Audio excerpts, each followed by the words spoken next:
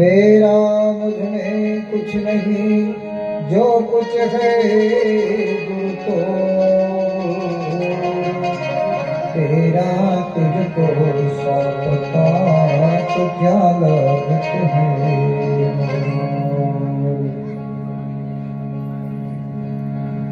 परम पूज्य प्रातः स्मरणी विश्व वंदनी अखिल ब्रह्मांड के नायक संत में शिरोमणि सदगुरु कबीर साहब के पावन चरण कमलों की वंदन करते हुए उन्हीं की आशीर्वाद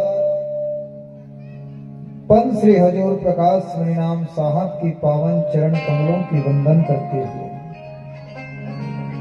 तद्रूप पंत श्री उदित मणिनाम साहब की पावन चरण कमलों की वंदन करते हुए मंचासीन संत महान संत मंडली, नीर क्षीर विवेकी जिज्ञासु मुक्षु हंजनो, देवी स्वरूपा ममता में मेरी माताएं, वसुंधरा के गोद में खेलने वाले नन्हे मुन्ने प्यारे बच्चों, आज परम सौभाग्य की बात है कि आपकी नगर में, आपके ग्राम में सदगुरु कबीर साहब का ज्ञान गंगा धारा प्रवाहित है और हम सब मिलकर के गोता लगा रहे, ये परम सौभाग्य है।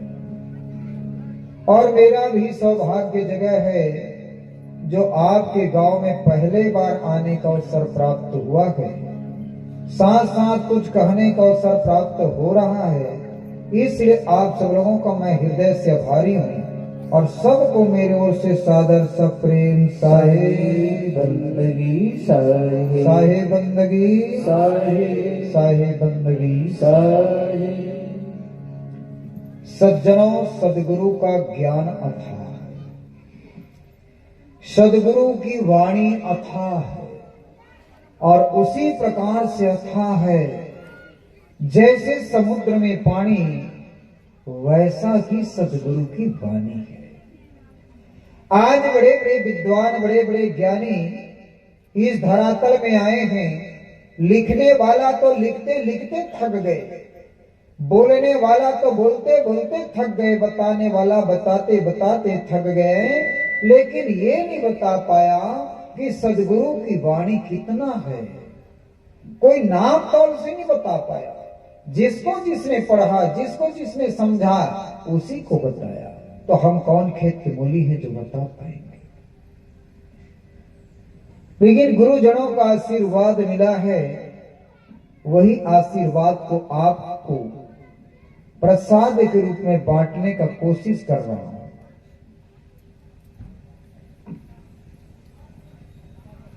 लेकिन श्रोता का स्वभाव सूपा जैसे होना चाहिए। ये मेरा निवेदन है कि श्रोता का स्वभाव सूपा जैसे होना चाहिए। सूपा का स्वभाव क्या है? सार सार को गही रही थोथा दिया हुआ है। सूपा में सार और असार को रख दो, जहां फटकार लगाओ, फटकार लगाते ही असार बाहर हो जाता है और सार को अपने ओर बचा लेता है। ऐसे ही श्रोता का स्वभाव होना चाहिए कि सार को पकड़ लेना, असार को यहीं छोड़ के चले जाना। तो आइए, सदगुरु की वाणी तो अथाह है, इसलिए एक संत ने अपना विचार दिया। बाणी अरबा खर बहे, बाणी अरबा खर बहे, ग्रंथन कोटि हजार, करता पुरुष कबीर है, नाभा किया विचार। नाभा के बहुत बड़े संत हुए। नाभा अपना विचार दिया कि वाणी अरब खरब है, ग्रंथ भी कोटि हजार है, लेकिन अपना बात रखा, करता पुरुष कबीर है, नाभा किया विचार। हमारा कर्ता हमारा कर्णधार कौन है? तो उसने कहा हमारा कर्ता हमारा कर्णधार कबीर है। तो कबीर किसको कहते हैं? कबीर नाम सबसे बड़ा विचार, और जथा गुण तथा गुण जाने जाननहार। कबीर नाम सबसे बड़ा नाम। हिंदू महापुरुषों में 3 महापुरुषों का नाम जो आता हो और उनसे जो परे हो उसका नाम कबीर है। क से कृष्ण, बी से विष्णु, र से राम। जो 3 महापुरुषों का नाम जो आता हो और उनसे जो परे हो उसका नाम कबीर है। कैसे परे? कृष्ण इस दुनिया में आए तो कृष्ण को भगवान कहा गया। राम इस दुनिया में आए तो राम को भगवान कहा गया। विष्णु इस दुनिया में आए तो विष्णु भगवान। लेकिन कबीर इस दुनिया में आए तो कबीर को साहिब के नाम से। अब यहां विचार करना है कि भगवान किसको कहते हैं और साहिब किसको कहते हैं। भगवान एक जननी जन संसारा, कौन ज्ञानते भयो निरारा। भग बालक भग द्वारे, अभग भोगी के पुरुष कहाँ। जिससे तू पैदा हुआ उसी का भोग किया और जन्म मरण के चक्र में पड़े रहे। नेक काम किया, अच्छा काम किया तो भगवान का पद मिल जाता है। भगवान का पद प्रमोशन है, भगवान का पद डिग्री है। तुलसी महाराज की शब्दों में रामायण के प्रसंग में आता है, भक्ति भगत भगवंत गुरु, चतुर नाम बपुए, ताके नित बंधन किए, नासे विघ्न। आप भक्ति करोगे, भक्ति से पूर्ण हो जाओगे तो भगवत का पद मिल जाएगा, भक्त का पद मिल जाएगा। अब भक्त से पूर्ण हो जाओगे तो भगवान का पद मिल गया। अब भगवान का पद मिल गया तो गुरु का पद तो ऑटोमेटिक मिलता है। ये प्रमोशन है, डिग्री है, लेकिन साहेब का पद नहीं मिल सकता। तो साहेब किसको कहते हैं? पूरा रामायण पढ़ लेना। तुलसी महाराज जी ने रामचरितमानस का निर्माण किया, राम के प्रति इतना प्रेम था, पूरा रामायण लिख डाला। लेकिन जहां वंदना की बात आया है, बंदगी करने की बात आया है, तो तुलसी महाराज मानस में नहीं लिखा अगर किसी का बंदगी करोगे तो राम राम कहना, कृष्ण भगवान कहना, विष्णु भगवान कहना, शंकर भगवान कहना, ये नहीं लिखा। जहां वंदना की बात आया है, गुरुपद नख गण मणिगण ज्योति, सुमरत दृश्य दृष्टि होती, जन मन मंजु मुकुल मलहरणी, अतिलक लेत गुण गण बस करणी। जहां वंदना की बात आया है तो बंदगी कैसे करना है और क्या बोलना है, ये तुलसी महाराज मानस में लिखते हैं। सेवक कर पद नयन से, मुख से साहिब हो, तुलसी प्रीति की रीति, सुहु कवि कहावे सो। देखो रामायण में तुलसी महाराज कितना सुंदर वर्णन करते हैं। किसी का बंदगी करते हो तो पहले उसके रूप को देख लो, और उसके रूप को देखने के बाद अपने शिष्य को उसके चरणों में स्पर्श करो, बिल्कुल झुका दो, टिक जाए। अब मुंह से साहिब शब्द का उच्चारण करो। इस रीति से, इस नियम से अगर कोई बंदगी करते हैं तो वही सच्चे भगत हैं, सच्चे कवि हैं, सच्चे संत हैं। ये तुलसी महाराज रामायण में लिखते हैं।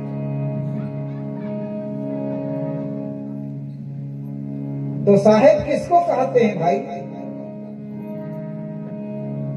साहेब साहेब सब कहें, अरे मोही अंदेशायो, साहेब के परिचय बिना पाओगे किस ठौर। साहेब साहेब तो सब कह रहे हैं, लेकिन कौन साहेब है? किसको कहते हैं साहेब? ऊपर में बैठा है मंच में वो साहेब है कि नीचे बैठे वो साहेब है? कौन साहेब है?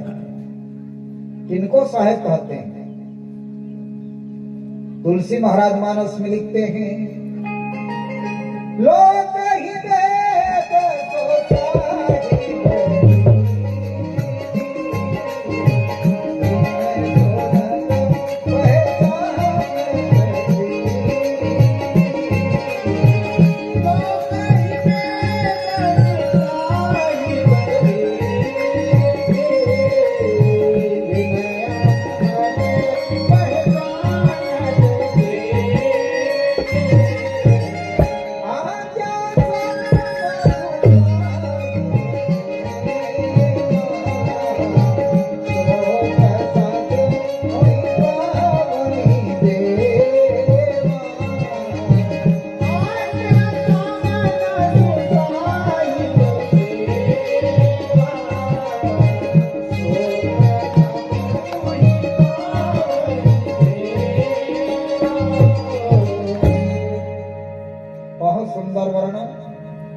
रामचरितमानस में तुलसी महाराज बहुत सुंदर वर्णन करते हैं वो साहेब किसको कहते हैं।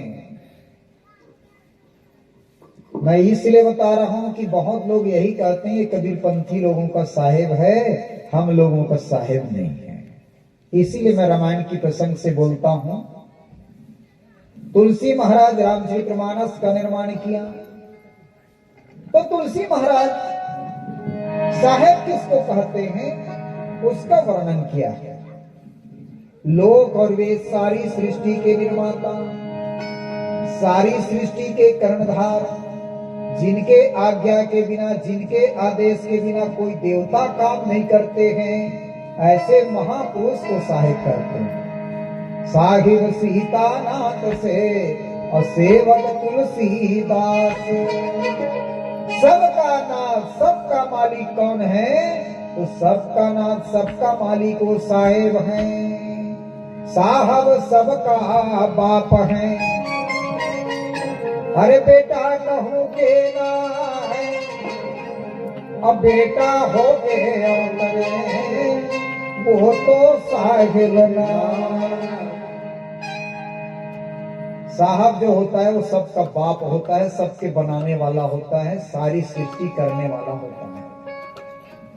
और जो बेटा बन के संसार में जन्म लेता है वो साहेब नहीं हो सकता, वो भगवान हो सकता है, भक्त हो सकते हैं, गुरु हो सकते हैं, लेकिन साहेब नहीं हो सकते।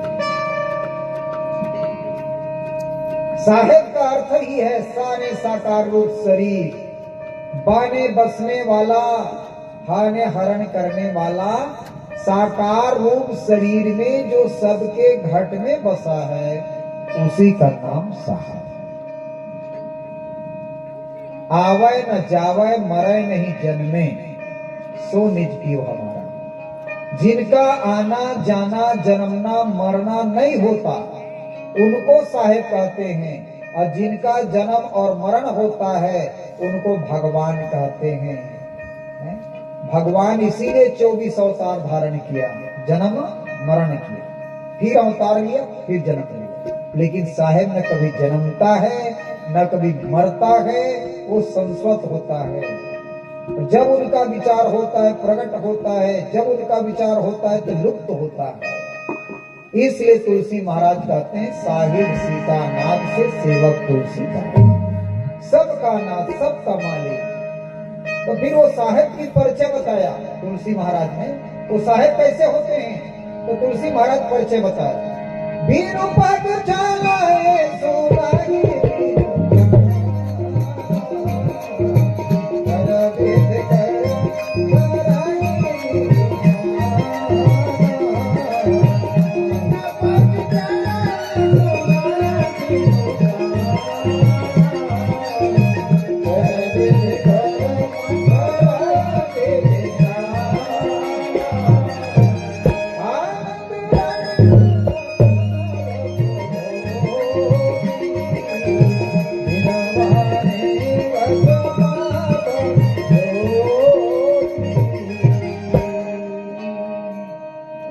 तुलसी महाराज मानस में परिचय बताते हैं वो साहेब कैसे हैं।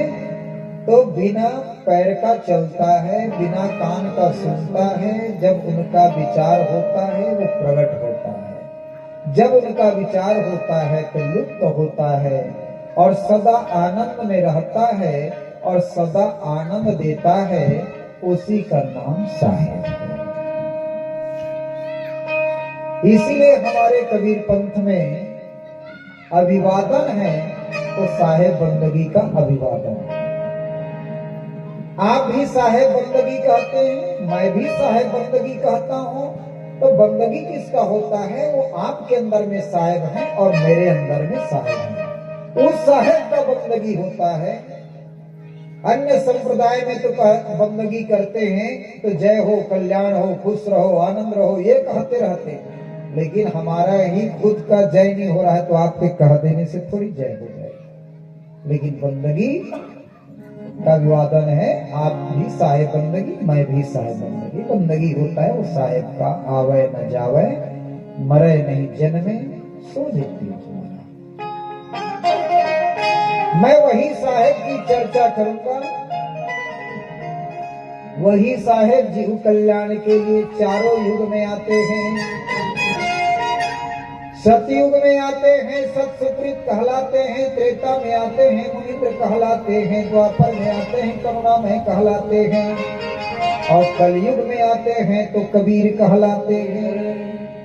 युगन युगन हम नाम धरावा, अजिन चिन्ह है तही लोक पठावा। सदगुरु कबीर साहब के पास कलयुग में धनी धर्मदास साहब पूछे हैं कि गुरुदेव ये बता दो आप कहां से आए हैं, क्या क्या नाम हुआ, कौन कौन से युग में आए, किसका उद्धार किया, ये बता दो। सदगुरु कबीर कहते हैं धर्मदास, सतयुग में मैं आया तो मेरा नाम सत सुकृत हुआ। उस समय राजा धोंधल था, खेमसरी ग्वालियर था इत्यादि को शरण लेकर के उन लोगों का उद्धार किया। त्रेता में आया तो मुनीन्द्र कहाया। उस समय रानी मंदोदरी, विचित्र भाट, मधुकर ब्राह्मण को शरण में लेकर के उन लोगों का उद्धार किया। द्वापर में मैं आया तो करुणा में नाम कहलाया और मेरा परम भक्त थे राजा चंद्र विजय, रानी इंद्रमती इत्यादि को शरण लेकर के उनका उद्धार किया। और कलयुग में मैं आया तो मेरा नाम कबीर हुए।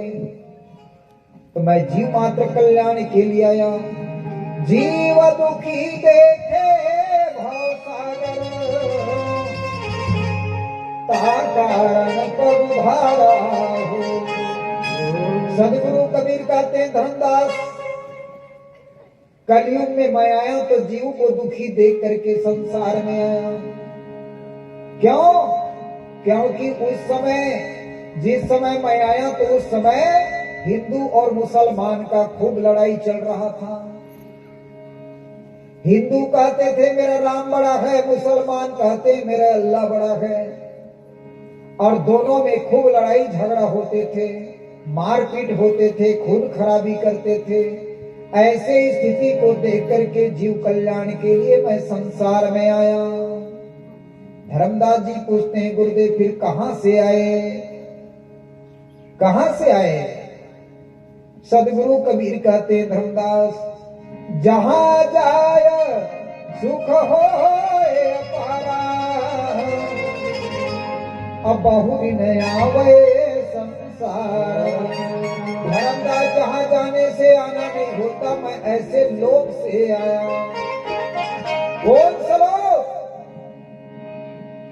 14 लोक होता है जिसे 14 भुवन भी कहते हैं।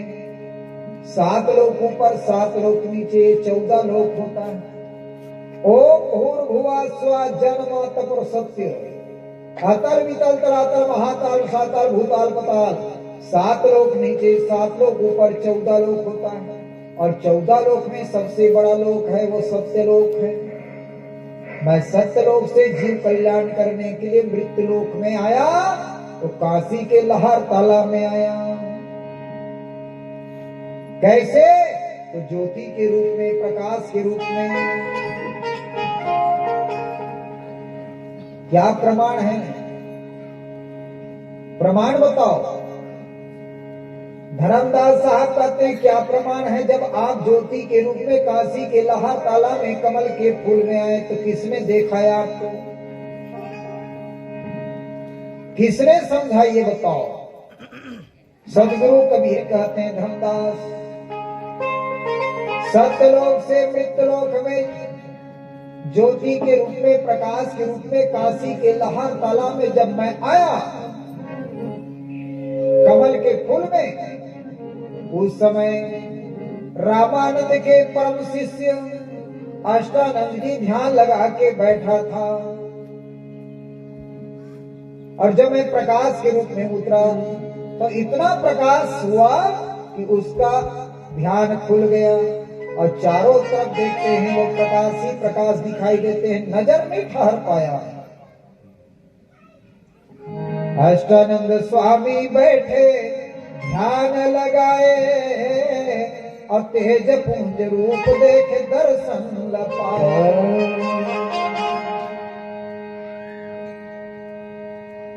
तब क्या हुआ? तो अष्टानंद जी अपने गुरुजी रामानंद के पास पूछने को गए। रामानंद काशी में प्रखंड विद्वान था, उनका 1484 चेला था काशी नगरी में। तो अष्टानंद जी अपने गुरुजी रामानंद के पास पूछने को गया, गुरुदेव मैं काशी के लहर ताला में ध्यान लगा के बैठा था, इतना प्रकाश उतरा, चारों तरफ प्रकाश ही प्रकाश नजर आया, लेकिन ये प्रकाश क्या हो सकता है ये मैं नहीं जान पाया, तो आप बता दीजिए। रामानंद तब ध्यान धरी, रामानंद जब ध्यान लगाते हैं तो उनको पता चलता है वो प्रकाश परमात्मा है, ईश्वर है। अष्टानंद जी जो आपने प्रकाश देखा है वो परमात्मा है। आत्मा तो प्रकाश रूप है ना।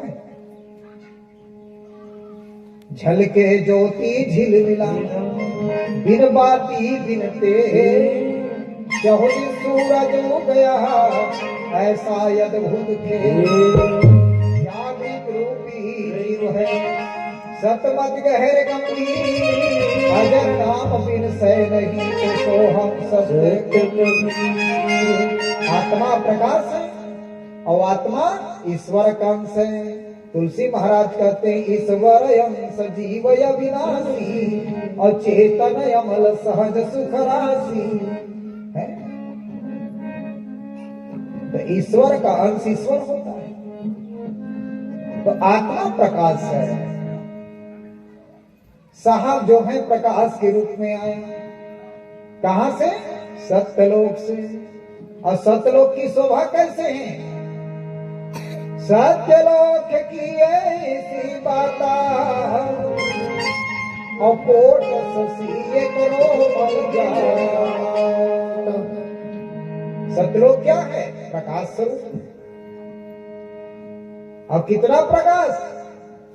साहब उदाहरण देके बताते हैं, कोटि शशि एक रो मल जाता। एक बाल, जैसे हमारे शरीर में कितना बाल है, एक बाल में करोड़ों चंद्रमा का प्रकाश है, तो हमारे शरीर में कितना रोम है, इतना प्रकाश है। धर्मदास साहब कहते हैं फिर क्या हुआ गुरुदेव ये बताओ। रामानंद बताया धर्मदास जी अष्टानंद को, वो प्रकाश देखा है, वो परमात्मा है, ईश्वर। और इधर होता क्या है? नीरू नाम के जोलहा गमन किए घर आए। नीरू नाम के जोलहा प्रथम बार गवना लेकर के नीमा को वापस ला रहे हैं। नीमा को रास्ते में प्यास लगे हैं, नीमा पानी पीने के लिए कहते हैं। नीरू और नीमा जो है पानी पीने के लिए वही काशी के लहर तला में पहुंचते हैं और पसर पे पानी पीते हैं। पसर में पानी पीते पीते एक नन्हा बच्चा की किलकारी की आवाज सुनाई दिया। फिर क्या हुआ? नीरू और नीमा को वो दिखाई नहीं दिया। तब सदगुरु कबीर कहते हैं, धर्मदास मैं वो रूप को बदल दिया, वो प्रकाश को बदल दिया और मानव को धारण किया। छोड़े वो लोक की काया और नर के रूप धरी गया। मैं वो लोक की काया को, प्रकाश को छोड़ दिया और मानव का रूप धारण किया, क्योंकि मानव को चेताना है, मानव को समझाना है, तो मानव का रूप धारण किया, एक बच्चा का रूप धारण किया और जोर जोर से चिल्लाया। जोर जोर से आवाज सुन करके नीरू नीमा का दृष्टि पड़ा, नीमा का मैत्री भाव जगा, तुरंत पानी में उतर गया। अब पानी में उतर करके मुझे पकड़ लिया। अब पकड़ करके वह मोहित हो गए, मेरे रूप को देख करके मोहित हो गए। नीरू नीमा छोड़ने के लिए तैयार नहीं हुए। माता नीमा इतना मोहित हुए कि छोड़ नहीं पाए।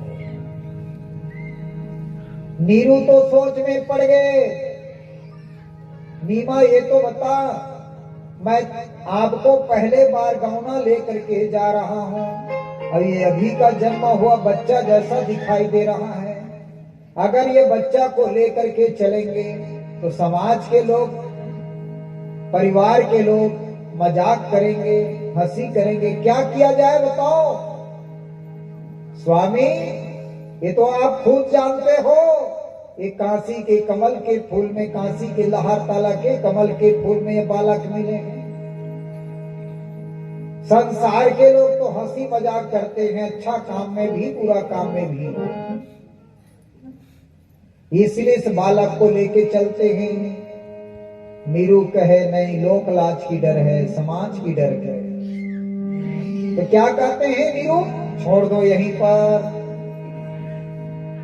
नीमा कहे ये मैं बिहड़ जंगल है, हिंसक जानवर आएगा, इसको मार डालेगा तो हम लोगों को पाप लगेगा, जानत में बड़ दोष है। जानबूझ करके बच्चा को छोड़ेंगे, बच्चा कहीं मर जाए तो हम लोगों को पाप लगेगा, इसलिए बच्चा को ले चलते हैं। नीरू कहे नहीं, डारो डारो यहाँ बालक, मानव बचन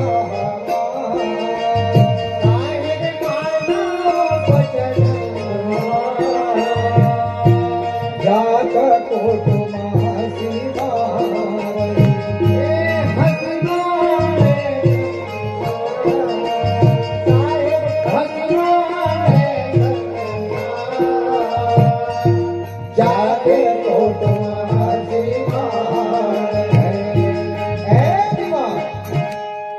बालक को छोड़ दो, चलो। नीरू के कहने पर नीमा बाल स्वरूप सदगुरु को छोड़ने के लिए तैयार हो गए। उसी समय बाल स्वरूप सदगुरु बोल बैठे, बालक देहु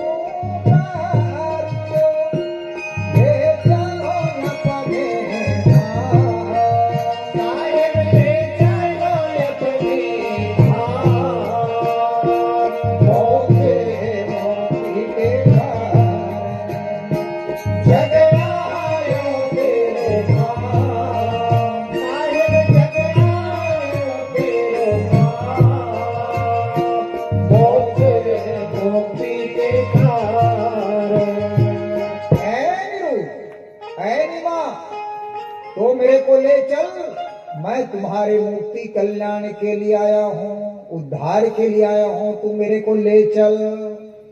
इस प्रकार से बाल स्वरूप सदगुरु बोल बैठे। क्यों बोला भाई? इसका कारण है, एक नीरू नीमा अगले जन्म के सुपथ भक्त के माता पिता, ये चौथा जन्म हुआ। 4 बार सदगुरु को आना पड़ गया और नीरू और नीमा के उद्धार के लिए। चौथा जन्म है, द्वापर में पांडव ने यज्ञ रचा था और किया यज्ञ भारी न पूरा हुआ था।